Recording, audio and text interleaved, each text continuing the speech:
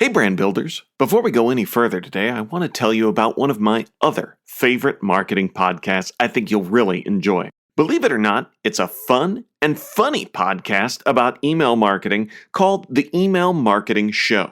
You know me, I think email is one of the best, scrappiest brand building tools out there. This show will help you do even more with email. For example, they recently did an amazing episode called 6 Lies Your Email Marketing Platform is Telling You, which I love because these guys are so genuine and real in their opinions about what's working and what doesn't in email marketing today. Check it out now by finding the Email Marketing Show wherever you get your podcasts or at emailmarketingheroes.com. This podcast is coming to you on MPN, the Marketing Podcast Network. There's another show on MPN you might enjoy as well.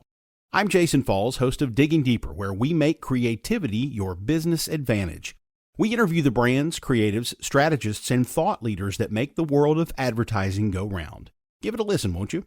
Find us online at cornet.online/diggingdeeper or by searching for Digging Deeper Cornet wherever you get your podcasts. Hey brand builders, Nick Westergaard here. Before we get to this week's guest, I wanted to mark a special occasion. That's because this show is our 400th episode of the On Brand podcast. These conversations with brand builders have truly been a gift to me. When I look back, there have been amazing moments, talking to inspirations like Seth Godin and Guy Kawasaki, mentors like Ann Handley and Jay Baer, and a number of exceptional brands, including Adobe, Ben & Jerry's, IBM, Maker's Mark, HBO, Salesforce, MasterCard, and more. We've also covered just about every topic on the subject of branding, from logos and naming to brand experience and culture. It's been an amazing journey. First and foremost, I wanted to thank you for being here along with me. Knowing that you're out there listening and hearing from you at events, on social media, and email means the world to me. So from the bottom of my heart, thank you. For my part, I'm going to keep doing what I do, cranking out insightful interviews with smart brand builders with insights that can help you do your work. Also, because there are now 400, soon to be 400 plus episodes out there, we've organized things better for you over at onbrandpodcast.com. In addition to finding episodes, you'll find categories of episodes to search by: brand strategy, culture, customer experience, identity, leading brands, personal branding, story and content, trends and tech, and a special category called Icons on Brand. This is where I'll keep those really big episodes with special guests like Tom Peters, Alan Alda, and another special big interview coming up later this month. So happy 400th episode. I literally couldn't and wouldn't do this without you here listening. Now, let's get to this week's guest. I'm Nick Westergaard, and this is On Brand, helping you tell your story. My guest this week is Eric Yaverbaum. Authenticity matters. People smell that. It's just a feeling when you're with people. Like, wow, we can do some crazy stuff together, or, this guy's kind of a little full of it. But what matters most to anybody, you want to figure out your whole life. Forget about just work, your whole life. Figure out what your worst day was. So that was actually your best. That's the day that changed you. Eric Yaverbaum, CEO of Ericho Communications, is a communications, media, and public relations expert with over 40 years in the industry, having co-founded Jericho Communications and served as president from 1985 until its successful sale in 2006. Eric has worked with a wide range of top-of-their-industry clients, including Sony, IKEA, Progressive Insurance, Domino's, Beachbody, H&M, and fitness guru Jack LaLanne. Eric is also a best-selling author who literally wrote the book on public relations, the industry standard bestseller Public Relations for Dummies, as well as 6 other titles, including Leadership Secrets of the World's Most Successful CEOs, with over 1 million copies sold. He'll be recounting his lifelong ability to look towards the bright side for his upcoming book, The Audacity of Silver Linings, set to release in 2022. He is a regular TV pundit, and his expert commentary has been featured in Forbes, Entrepreneur, Washington Post, The New York Times, HuffPost, CNBC, MSNBC, Fox Business Inc., and PR Week, among others. Eric, welcome to On Brand. Wow, thank you so much. I hope my mother hears that intro. That was very nice. Thank you. And if she didn't, I'm available for a conference call later for special greetings for mothers, reading bios for guests' moms. You know, it's like a new less famous version of Cameo. So I'll just read bios for people. Well, welcome, Eric. I am thrilled to have you here. You know, I want to dive in and talk about your PR career, your latest work, but in talking through all of that, and probably something to do with the 1 million copies sold, I am captivated by the leadership secrets of the world's most successful CEOs. Tell me about, one, how you came to that project and what some of those secrets are that we might be able to borrow. I'm not giving any secrets. You got to buy the book. No, actually, my entire career, you know, I've been doing this for over 40 years now. And when I was younger in the industry, I hit a few grand slams when I was really young. And I was always perplexed by, as I grew up in, you know, agency life and traipsed through the halls of corporate America, how it was that PR people, didn't matter who you were, you worked with the head of the director of communications. No disrespect to the director of communications, but the director of communications reports to the assistant VP of marketing, who reports to the VP of marketing, who reports to it goes on and on and on until you get to the CEO. So if I could be convincing about things that I saw, plans that I wanted to put in place for an organization, the chances of me actually having a direct conversation with the top decision maker were nil and none. It just didn't happen. There was no PR people sitting on boards of directors. You know, I sit on many now. It was my ambition when I was younger to understand, how did that all work? How did leadership work? And how did you get access to the kind of people I wanted to get access to? And, you know, it took a real long time. It started at the Young Presidents Organization. When they invited me to join the Young YPO, and if your listeners don't know YPO, if you qualify for YPO, find one, try to get into one. It's real. They're very. It's not easy to get into. You do need to qualify, but when you get in, you're with it. You know, it's the old expression: "It's lonely at the top." You're with top leaders. And what I learned in that organization, when I went into it, I felt like they made a mistake even asking me. I did not think I belonged at the same table as William Lauder and Massimo Ferragamo and Tony Malkin, whose family owns the Empire State Building. That was like, whoa, to me, it was just like, pinch me. What am I doing here? I'm never going to talk. These are really successful people. I went from there, when I started at YPO, to inevitably, I ran it. I was the chairperson of it for a decade in New York City. I sat on the international board. The exposure that I got to leaders, I learned so much. And I thought, and my agency was growing. This is before I sold my first agency to Wall Street. So I thought to myself, wow, this is so interesting. I'm around so many successful people. And I got to tell you, sit at the winner's table. It's a whole different conversation there. And it's been very, very influential, in my career. And that is when I decided to write the book, Leadership Secrets of the World's Most Successful CEOs.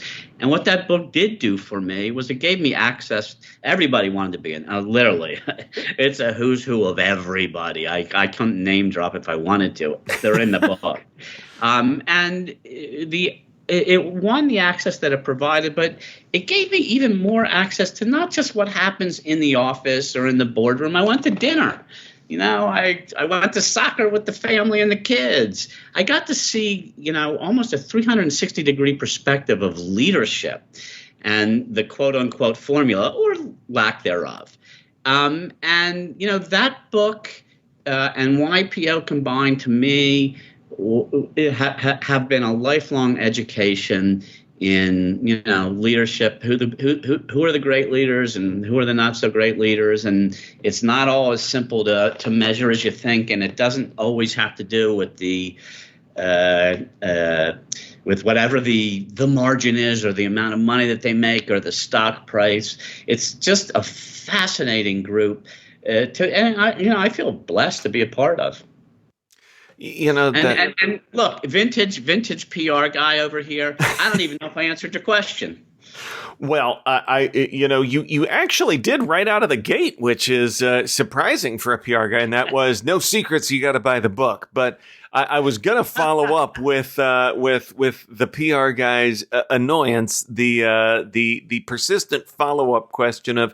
Is there some sort of teaser secret, like something that really gets people's attention? Because I love what you said about, our focus in leadership is often, we tend to over-index on the wrong things. Were there any surprises along the way? Well, I found out all sorts of surprises. I mean, the thing about it was, and you can apply it literally. I could apply this to wars. I could apply it to White Houses. I could apply it to September 11th. I could apply it to pandemics. I could apply it to your stock price.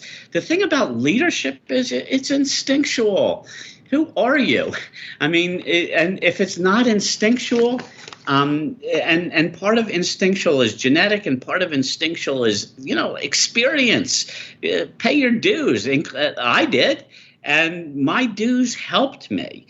I'm sure genetics didn't hurt, but philosophically, and I would say this absolutely about everybody I interviewed in that book, and I would say that absolutely about almost any meeting I'm in, certainly any meeting I'm in with anybody, who works at my place. If you're not the dumbest one in the room, you're in the wrong room. Be in a room with smart people that will challenge your perspective, give you room to think. As you should. I mean, I wake up curious. I did find that, and both at work and at life, and I don't know. To me, that's a better way to go.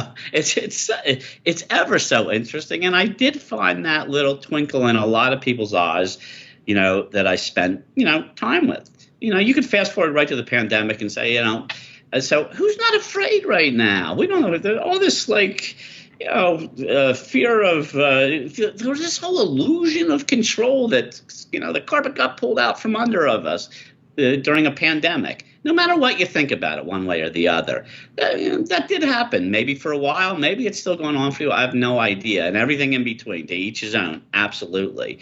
But all of those lessons, all of those things that we've seen in the real world recently, in the past, couple of years. They really show you a lot, about people. And I do think that leaders that really love leading, like, in a previous life, I was a crisis guy. If you were in crisis, I was your man. You want to go into a fire, walk in with me. I promise we are walking out unscathed every single solitary time. And we actually do. That was my training in the real world. I actually did that. For corporate America. But what I found about, and people do, they follow the leader. It's not fake optimism. You can't fake that. Authenticity matters. People smell that, whether they know what they're smelling or not. It's just a feeling when you're with people. Like, wow, we can do some crazy stuff together, or, this guy's kind of a little full of it. And everything, also everything in between. But what matters most to anybody, and I think the greatest leaders, that I've been around in the course of my career would say some version of this. You want to figure out your whole life, forget about just work, your whole life. Figure out what your worst day was. So that was actually your best. That's the day that changed you. And, working for a living, which I've not been participatory in the last 20 years. I actually love what I do. I'm not working. I cannot believe that people pay me to give them advice like this. And they do. And they love it. And you know what happens to their companies? Their companies are better off for it. Not because they're in the news more, because they always are. I mean, that's our core competency. You're going to get exposure, information dissemination. People will hear about you. But how do it doesn't matter if you don't have the goods, if your company isn't, I don't want to say a well-oiled machine. That sounds like it should be a hashtag. But everything, the buck doesn't stop on the leader's desk. The buck starts on that desk.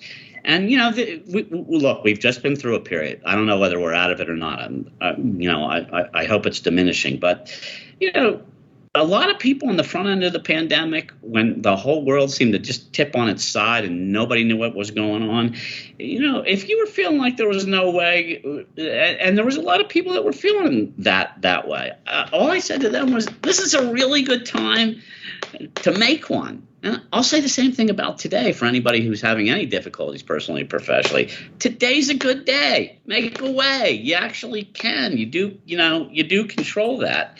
And for anybody, and this includes great leaders, how do you enjoy the space, between where we are today, it doesn't matter however you want to categorize this particular day, and wherever you might actually be going, because you don't actually know the answer to that. We all have plans, but the expression, when we plan, God laughs. I mean, it did turn out that, and we've seen this not from the front row, from being in it, that everything we thought might be gone tomorrow, it already is in so many ways. So what did all that worrying do for you? Nothing. Stuff happens. What every individual needs to do is, we all got dealt some surprising, new cards. And now we have to learn how to play those cards. And again, that's an everyday thing. And I'd say the same answer every day. Play the hell out of them. On Brand, we'll be right back after this. You're listening to this podcast advertisement, so you know they're effective. But knowing which podcasts align with your target audience is impossible, right? Not anymore. Podchaser Pro is the one-stop shop for all podcast data, like listener counts, demographic and geographic information, and contacts for thousands of the top podcasts across any topic or industry. Learn more at podchaserpro.com/MPN today. That's podchaserpro.com/MPN. Now, back to the show. So you were talking about how this can be, a lot of these principles can be applied anywhere. And you mentioned the White House. And I want to take a little digression and talk about how's a PR guy end up at the White House? I don't think I did say the White House, but, at the risk of divulging national secrets, no, but I was there. Correct. Maybe I did mention it. I'm 60 and I can't remember what I said 20 minutes ago. How do I end up at the White House? I was honored to be asked, my opinion on communications. I was there strictly to be on the transition team between Bush and Obama. And then I ended up staying around a year. For me, personally, that's not for me. Didn't love what I'll be in meetings and think, wait, whoa, wait a minute. Where's the kids' table here? I should not be in this room. It wasn't, I've consulted politicians most of my career. And by the way, you want to run for president and hire me, you'll definitely lose. I stayed longer than I should have. I didn't love it behind the great curtain over there. I find politics to be a difficult playing field, obviously, for, many. We look at it that way. And clearly there's some friction going on in there. But there was I would say everything in my career. The White House is the first time I ever sat in the Oval Office. I was so impressed with myself, I couldn't even believe it. I thought, okay, so when I walk out of the Oval Office, what's left?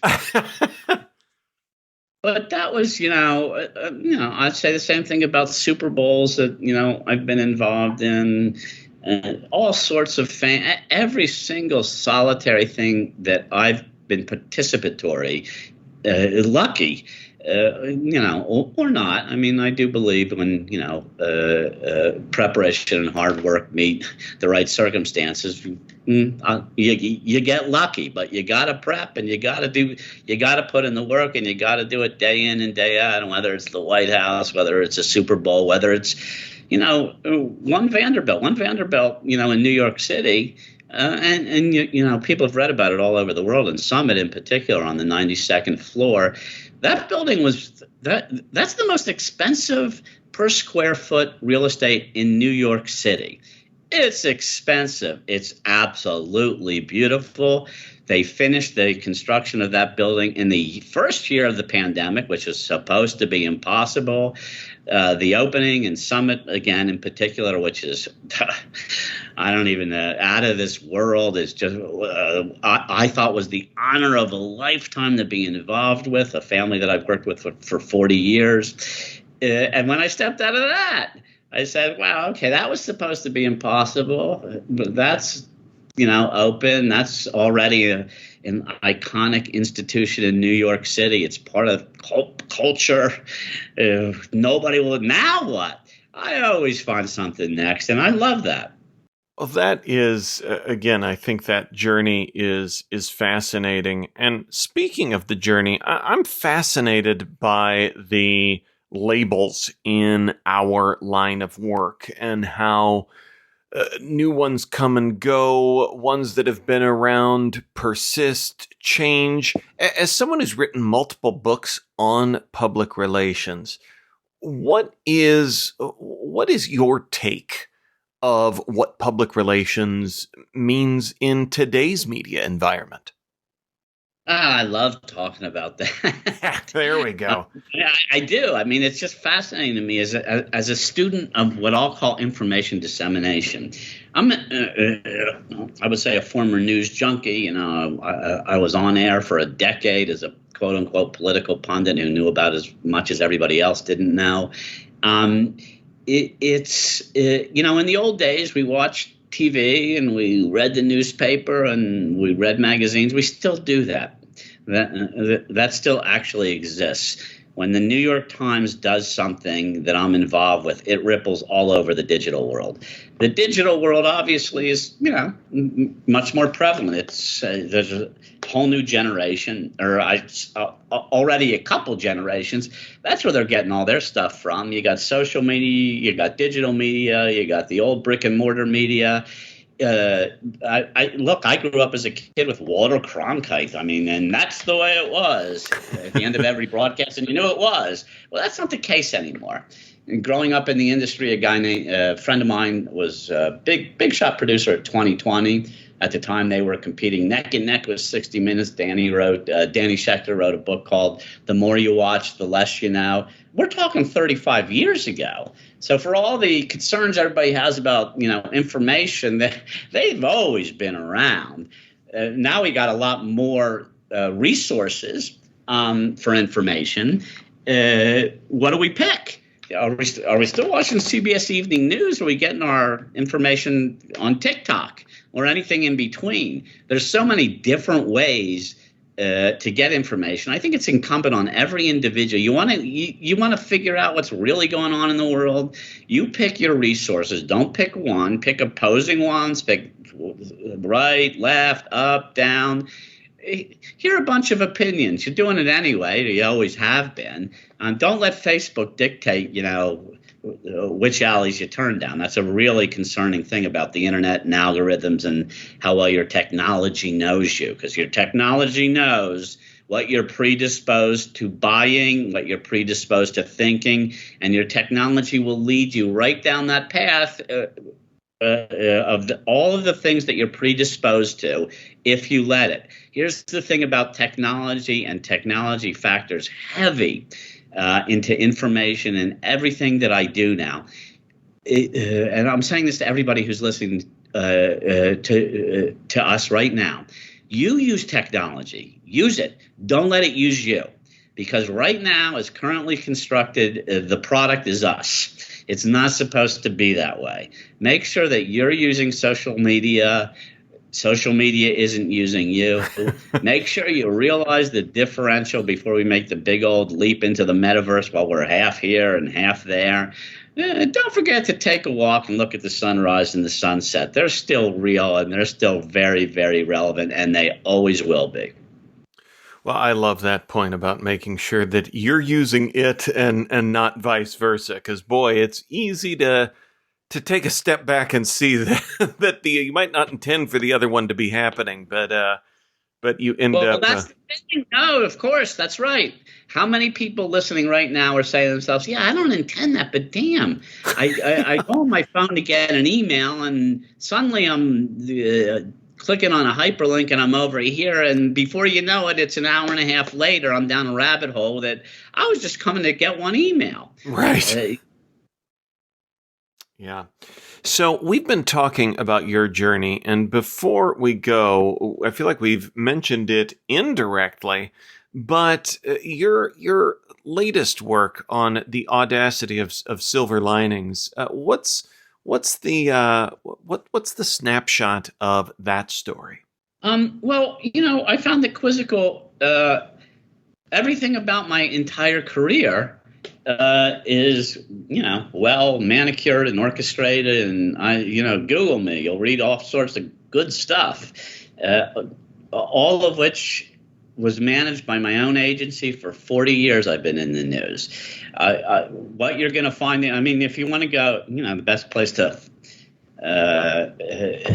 bury a bad story is on page 2 of your Google search. You're going to have to go back about 25 pages to find anything bad about me. The audacity of silver linings came about by accident. I got COVID. And everybody was scared to hell 2 years ago. This is 2 years ago, March. And I just wanted to write a hopeful message because I'm a hopeful guy. And I do believe that, and I don't know, maybe it's a leadership thing. I have no idea. I think it's incumbent on leadership. I did 2 years ago, March, while I was sitting in bed for 89 days with an oxygen tank. I felt it was incumbent on leadership to spread calm, not spread chaos. And I wanted to be participatory in doing that. And, one of my, I don't want to say hero, definitely that would be adding too much to the story, but somebody that I took my cues from 1969, Fred Rogers, Mr. Rogers, who people may not even know. I don't know if people even know who he is anymore. He's had an entire career and he's no longer with us. Before PBS was PBS, Fred Rogers testified before Congress. Nobody knew who he was, to try to raise money for PBS.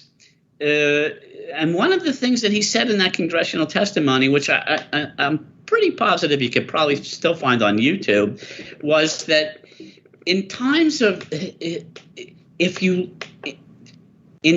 distress, and I'm not going to get this quote exactly right, but in times of trouble, if you look for the helpers, you'll know there's hope.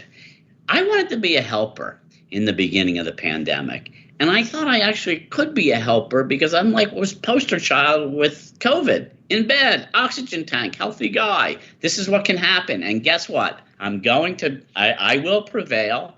I will see a better day. I'm going to get through this, and so are we all. My message went viral. It was like in newspapers all over the world. I did not expect that. This is a picture of me in bed with a piece of cardboard, as if I have no place to live, with a few words on that cardboard. And by the way, talking was a challenge at the time. The picture, the message, it was a Facebook post really for people who cared about me. and its virility, which was fascinating to me. Not intended. I want to be, if anything, I'd rather be a beacon of health than a beacon of sick guy in bed. But the way that it touched people and influenced people, it was just too much. It was, to me, it ended up being the best thing I ever did in my life. I took on hope as a client, and it worked. And hope is a really good thing. Hope's contagious. I thoroughly enjoyed that. And everything that I learned about, from having COVID, when you have COVID and you're on an oxygen tank and you're wondering about your next breath on a few nights, I can tell you breathing is underrated. So everybody listening to this is breathing. You know how lucky we are? That's a silver lining. It's just a silver lining. You're breathing. That alone is a silver lining. The entire book is all about that. Awesome. I love the part about taking hope on as a client. That made me smile. Eric, it is my turn to ask you for a brand that has made you smile recently. Steinberg Sports. I'm biased, but Lee Steinberg, if you've never heard of him, real life Jerry Maguire. They did a movie about him that really influenced me when I was younger. What he's done, his career, that agency, their role in the NFL, historic, is an understatement. I would buy every single solitary thing that they do or say in sports. Lee Steinberg is an idol of mine. He's a mentor. He's a friend. His career is well chronicled in the press. I love what they do and how they influence communities all over the country. All of the foundations that all of their athletes, have set up, which, don't take my word for it. I'm biased. Just read about it. What a great brand they are. That is great. Love that story. Eric, where can folks go to learn more about who you are and what you do? Too many places. Google me if you want. Only my mother has done that, and we did touch upon my mom at the beginning. You could go to my. Everybody will forget my name, I promise you, because my last name is Yaverbaum. I wrote PR for Dummies, which we didn't talk about. Everybody remembers PR for Dummies. If you Google that book, you'll get my name. You can go to my personal website, which is ericyaverbaum.com. You can go to my corporate website, which is erichopr.com. You can or follow me on Instagram. I got a fitness journey going on for about 2,100 days in a row now. You can follow that too if you want. Anywhere, and you can find all that just by Googling my name. Awesome. Well, that is great. And we will link up to as much as we can of the too many places in our show notes at onbrandpodcast.com. Eric. Everybody should have such a problem. Thanks for being on brand with us. Thank you so much for having me. It's a real honor. Thank you so much. And if you like what you're hearing, if we've made you smile, remember you can listen free on Apple Podcasts, Spotify, or whatever your favorite platform may be. Until next week, I'm Nick Westergaard, and I'll see you on the internet.